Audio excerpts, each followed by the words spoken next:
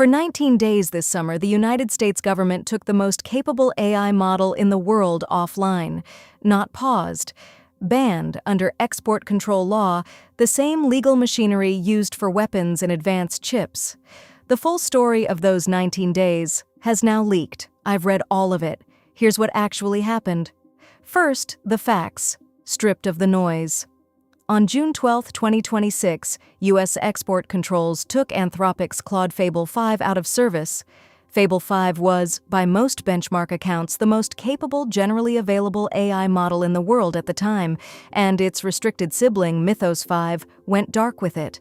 For nearly 3 weeks, the frontier of publicly accessible AI capability was simply switched off worldwide by a U.S. government decision. Why does the legal mechanism matter so much? Because export controls are how America regulates things like advanced semiconductors, encryption, and missile technology. Applying them to a deployed commercial AI model, one that millions of people used through a chat window, had never happened before. Every prior fight about AI regulation was about future rules for future models. This was retroactive, immediate, and total. It's worth being precise about what users saw. One day, Fable 5 was the top model in the picker. The next day, it wasn't available. No sunset period, no migration window. The precedent that set that access to frontier intelligence can be revoked overnight for policy reasons is now a permanent feature of the industry, and it's the thread that runs through this whole story. One disclosure before we go further. The full internal government reasoning has not been published. What we have is the reporting record, principally a detailed Axios account of the behind-the-scenes events, plus the public paper trail. Where something is reported rather than confirmed, I'll say so. Now, the part that reads like a thriller from the Axios account published July 4th. When the ban hit, the response inside the industry wasn't a press release, it was phone calls. And the most revealing detail in the entire story is who called whom. Amazon CEO Andy Jassy, whose company has billions invested in Anthropic and runs Claude models on its cloud, called the Treasury Secretary, Scott Bessent. Not the Pentagon, not a national security official, Treasury. Sit with that detail because it tells you how the people with the most money at stake actually map Washington. When a frontier model went dark, the most direct lever the industry reached for wasn't the security apparatus that ordered the ban. It was the economic apparatus that could feel its cost. That's a snapshot of AI's real position in 2026. Simultaneously a national security object and a load-bearing piece of the economy, with those two identities now in open conflict. Meanwhile, Anthropic's response was engineering, not just lobbying. The company flew engineers to Washington, D.C. to work on fixes to whatever concerns the government had raised. Think about the reversal in that image. For a decade, tech companies sent lawyers and lobbyists to Washington. In June 2026, they sent engineers because the dispute wasn't over words in a policy. It was over properties of a model, and only the people who built it could modify it. And then comes the sentence in the reporting that should get more attention than it has. According to the Axios account, Anthropic's engineers produced initial fixes, and the National Security Agency reviewed them and said they were not good enough. The fixes were rejected, and the work continued. Every clause of that sentence is unprecedented. The NSA, the Signals Intelligence Agency, was in the technical review loop for a commercial AI model's safety modifications, with effective veto power over whether the product could return to market. We don't know exactly what the concerns were. That part remains unpublished, and I won't speculate beyond the record. What the record does establish is the shape of the new process. A frontier lab proposes technical mitigations, an intelligence agency evaluates them, and the model stays dark until the agency is satisfied. Whatever you think of that arrangement, and there are serious arguments on both sides, notice that it was invented on the fly, in private over 19 days in June, with no legislation, no court, and no public comment period. The most consequential AI governance mechanism in American history so far wasn't designed. It was improvised. So the model is dark, the engineers are iterating, and the NSA is unsatisfied. What broke the deadlock, and what it cost every Claude user when the model came back, is the second half of this story, and the numbers are specific. Resolution came in stages, and the dates matter. Around June 29th, Mythos 5, the restricted access sibling, was restored to its approved organizations. Then, on July 1st, the Commerce Department lifted the export controls on Fable 5 itself, and the model returned globally after nearly 3 weeks offline. Whatever final round of fixes Anthropic shipped, it satisfied the reviewers, and the switch flipped back.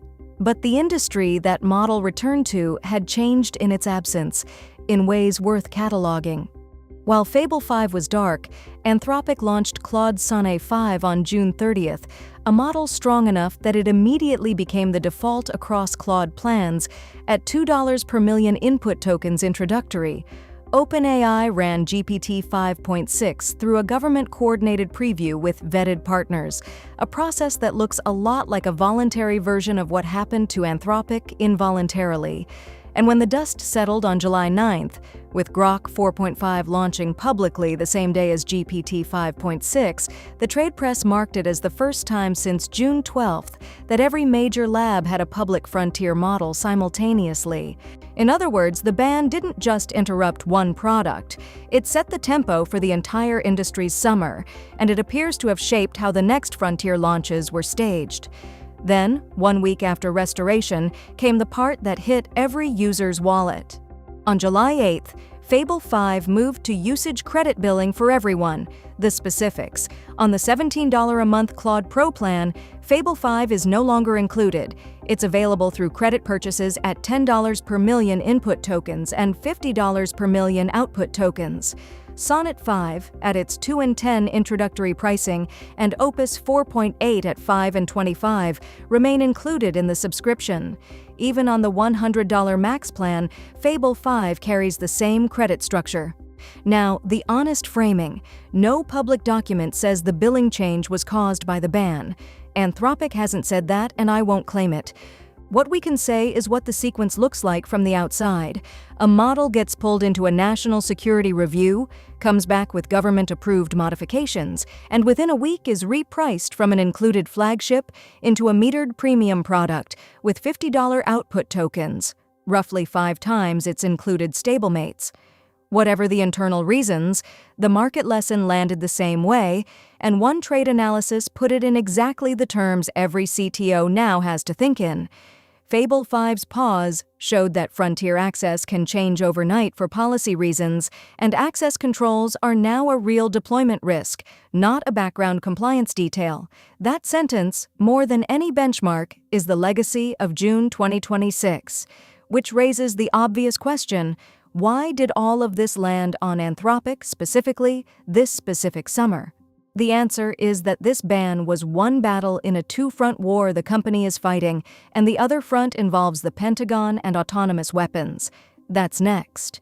To understand why the most safety-branded lab ended up in the government's crosshairs, you need 3 pieces of context from the same news cycle. First, Anthropic got big enough to matter this much. In early July, Fortune reported that Anthropic has overtaken OpenAI on revenue. The company also signed a $19 billion data center lease with TeraWulf the same week. This is no longer the small, cautious lab of the industry's mental model.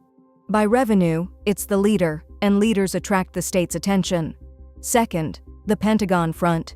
Court emails surfaced in early July showing the Pentagon demanded Anthropic accept autonomous weapons use as a condition of its government contracts, a demand the company has been fighting. So at the same moment, one part of the government was reviewing Fable 5's safety properties. Another part was pressuring the same company to loosen its use restrictions. Those 2 pressures point in opposite directions, and both arrived in the same month. Third, the China front. Anthropic simultaneously moved to close loopholes that had let Chinese firms, reporting named Ant Group, access Claude through relay services, cloud providers, and Singapore-based subsidiaries. Frontier model access is now an instrument of foreign policy in both directions. Washington controlling what leaves, labs controlling who connects. Put the 3 together and the ban stops looking like an isolated incident. It's the moment the US government and its most capable AI company began negotiating, in real time and mostly in private, what a frontier lab is allowed to be, how safe, how armed, how open, and to whom. Let me close with what I think this actually changes in 3 claims I'm confident defending. 1. Model access is now sovereign risk. Before June 12th, the government turns off the model was a hypothetical for AI safety debates. Now it's a documented event with a date, a duration, and a paper trail.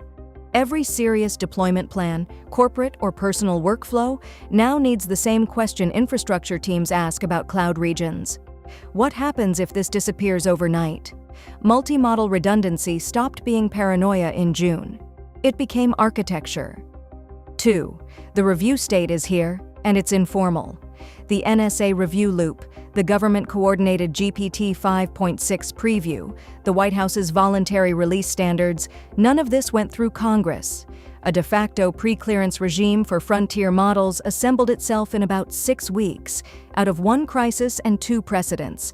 History says informal regimes born in crises tend to get formalized later, on the terms set by the crisis. That's the window we're in right now. 3. Capability and control are now the same story. For years, this channel could cover model launches and AI policy as separate beats.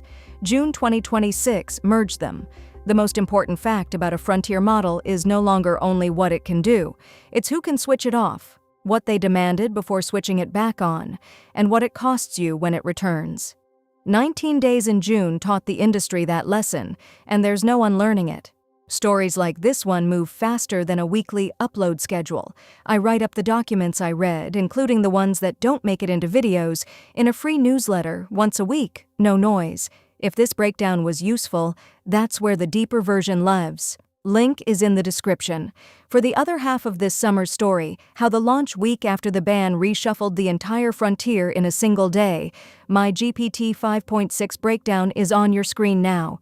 See you there.